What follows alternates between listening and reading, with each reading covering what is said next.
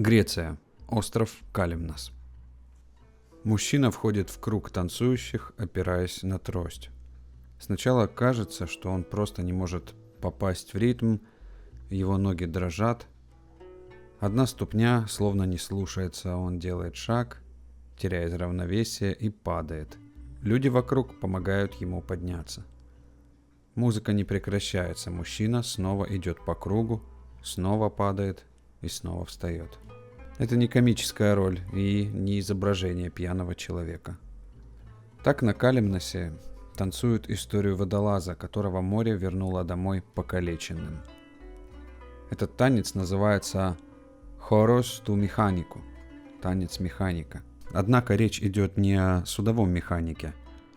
На Калимносе механикос называли водолаза, работавшего с машиной, то есть тяжелым водолазным скафандром, медным шлемом, воздушным шлангом и компрессором, который стоит на палубе вспомогательного судна. Под конец танца мужчина внезапно отбрасывает трость, его движения становятся увереннее. На короткое время он будто освобождается от своего увечья, и круг принимает его обратно. Вот такой вот танец водолаза. Чтобы понять, почему мужчина в круге падает и встает, нам придется вернуться почти на столетие назад, во времена, когда новая техника обещала водолазу больше воздуха, больше времени и, значит, больше добычи.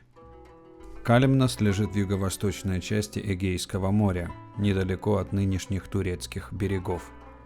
Каменистый остров, небольшие бухты, мало земли, на которой можно что-то вырастить. Море здесь было не фоном для жизни и не красивым видом, а способом выжить, главным экономическим пространством.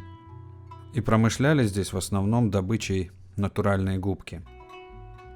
Кстати, современная губка, поролон, пенополиуретан, все эти синтетические материалы – это не что иное, как искусственное воспроизведение морской губки, которая использовалась на протяжении всей истории человечества для самых разных целей.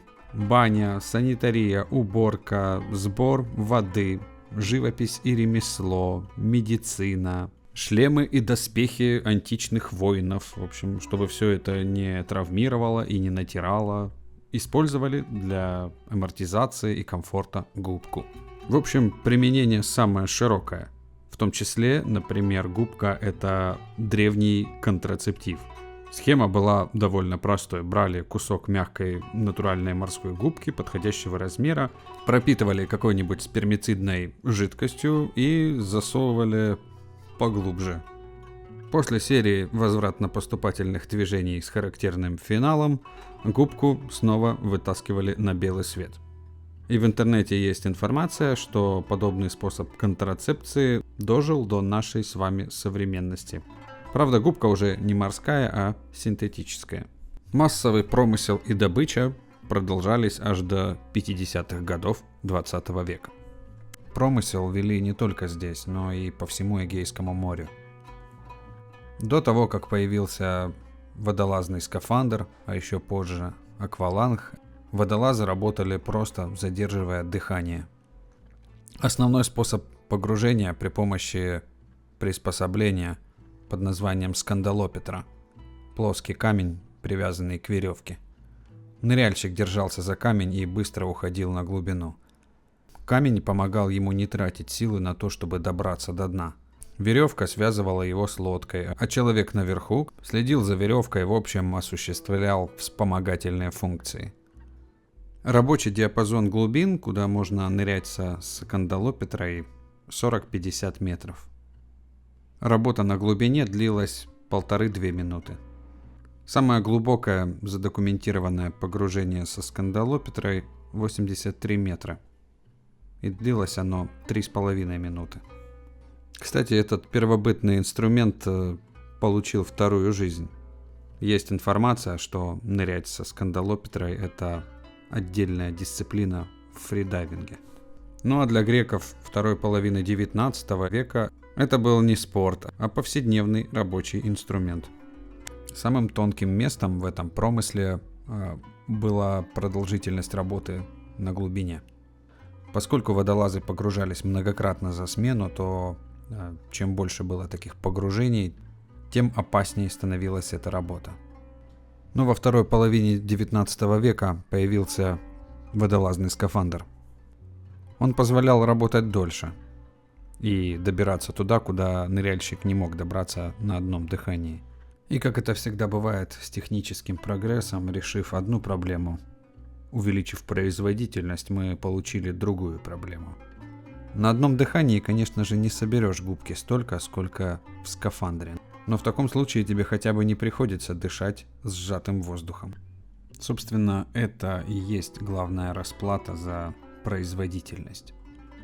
Ведь когда человек дышит сжатым воздухом на глубине, то в его крови и тканях растворяется больше газа, прежде всего азота. Пока он находится внизу, это не всегда видно. Но настает момент, когда нужно подниматься наверх. Если поднять человека слишком быстро, давление вокруг тела резко падает. Газ, который был растворен внутри, начинает выходить пузырьками, причем не где-то снаружи, а прямо в тканях, в крови, рядом с нервами, в суставах и иногда даже в спинном и головном мозге. Отсюда боль, онемение, нарушение движения, паралич, а иногда даже смерть. Для того, чтобы водолаз остался здоров, нужно поднимать не рывком, а ритмично, примерно 1-2 метра в минуту, с остановками. С глубин 20-40 метров подъем должен был занимать примерно от 20 до 40 минут. Казалось бы, соблюдай нормы, и все будет хорошо. Но решающую роль играло другое давление. Не физическое, а коммерческое. Зафрахтовать судно, зарплата экипажу, топливо, конкуренция в конце концов. В результате коммерческого давления нормами безопасности пренебрегали. Время подъема тяжелых водолазов сокращали. В моменте казалось, что такие сокращения проходят без последствий, но последствия были просто отложенные. То, что калечило людей, работающих на глубине, называли болезнью водолазов. В инженерном мире ее знали как кессонную болезнь. Болезнь людей, которые работали под давлением и слишком быстро возвращались к обычному воздуху. Симптомы видели уже в середине 19 века.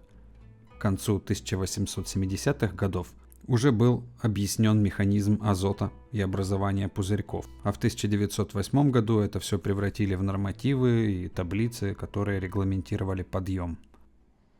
Короче говоря, в результате коммерческого давления и желания заработать больше, нормы не соблюдались, водолазов поднимали быстрее, чем нужно. Тех, кто пострадал от этого, называли пиазмени. По-гречески означает «пойманные». У кого-то нарушалась походка, у кого-то дрожали ноги. Кто-то больше уже не мог работать. И вот именно такой человек появляется в центре танца. В литературе часто повторяется число 800 погибших и 200 тяжело парализованных за первые 30 лет применения скафандра на Калимносе. Если взять перепись населения на Калимносе османских времен, там проживало 9716 жителей, из которых 4941 мужчина. 800 погибших – это примерно 16% всего мужского населения острова. 200 тяжело парализованных – это еще 4%. В итоге получается, что каждый пятый мужчина на Калимносе погиб в море или был искалечен работой в море. Женщины этого острова многократно протестовали, объявляли разного рода бойкоты использованию скафандров, но это не помогло. Заработки в моменте были слишком высокими, и на фоне отсутствия альтернатив мужчины продолжали идти в море. Знали они о непропорционально высоких рисках и последствиях для здоровья или нет? Даже если знали, то, по-видимому, это их не останавливало. По крайней мере, не всех. Губочные промысловые экспедиции уходили надолго. Для семей время делилось на ожидание и возвращение. Сотрудница морского музея Калимноса рассказывает, как люди в то время смотрели на флаг возвращающегося судна. Иногда флаг сообщал раньше слов, что в рейсе кто-то погиб. И была местная поговорка «Ис фунгари и тамари» или губка, или шкура. То есть рейс должен был принести либо добычу, либо забрать человека, который за ней ушел. Иногда тело погибшего оставалось в море или на далеком берегу Северной Африки. Семья получала известие, но не получала человека, которого можно было бы похоронить дома. Тогда, по местным рассказам, оплакивали фотографию, одежду и личные вещи. В современном греческом этот обряд называют ксои, то есть похороны без тела. Но есть тут еще кое-что примечательное. Водолаз погибал в скафандре, который был дорогим и коммерчески важным и незаменимым оборудованием. И вот если водолаз погибал далеко от дома, а снять с него металлический шлем обычным способом не удавалось, то голову могли отделить, чтобы сохранить дорогой аппарат. Хотя местный исследователь Иоаннис Хейлос утверждает, что не все так драматично. По его объяснению, речь могла идти не об обезглавливании, а о том, чтобы просто сделать разрез на шее, который позволял выпустить кровь и снять заклинивший шлем. Насколько часто подобное происходило, неизвестно, но эта история существует в местной памяти и в письменных пересказах. Это показывает то, как люди воспринимали цену машины, то есть водолаза. Шлем был дорогим, костюм был дорогим. Без аппарата следующий водолаз не мог работать. Как оказалось, танец водолаза появился сравнительно не так давно, в 1950-х годах. Это значит, что промысел губки продолжался многие десятилетия. И в течение этих десятилетий каждый пятый водолаз либо погиб, либо покалечился. Это значит, что греки десятилетиями шли на подобный риск и жертвы ради промысла. И в наши дни грекам принадлежит 5-я часть, 20% всего мирового тоннажа. И Греция по праву называется морской державой номер 1. И история водолазов Калимноса иллюстрирует почему. Она иллюстрирует, какую цену они готовы за это платить. Нет, это не является чьей-то личной виной или чьим-то личным решением или чьим-то достижением, просто так сложилось. Когда мы смотрим на вот эти красивые греческие острова в Эгейском море, тому, кто не в курсе, может показаться, что это какой-то рай на земле. Но тем, кто там жил, кто там работал, кто пытался там заработать себе на хлеб, понятно, почему водолазы Калимноса шли на такой риск. И связь с изобретательностью, находчивостью, целеустремленностью, последовательностью, терпением и коммерческой авантюрностью греческого судоходства в наши дни тут определенно есть. Кто работал на греках, не даст соврать. Даже если в корпусе нашего судна будет пробоина 3 метра на 3 метра, мы все равно пойдем через океан. Главное, чтобы она была выше ватерлинии. Как при этом не утонуть, мы разберемся позже. Неважно, санкционный груз или военный, даже если этот груз принадлежит самому сатане, мы его перевезем. Главное, чтобы был хороший фрахт. И пока не высохли моря, работа будет. А пока за нее платят, есть люди, которые будут ее делать. Промысел губки на Калимносе, да и во всем Средиземном море уже давно закончился, но профессия коммерческого индустриального водолаза жива и востребована.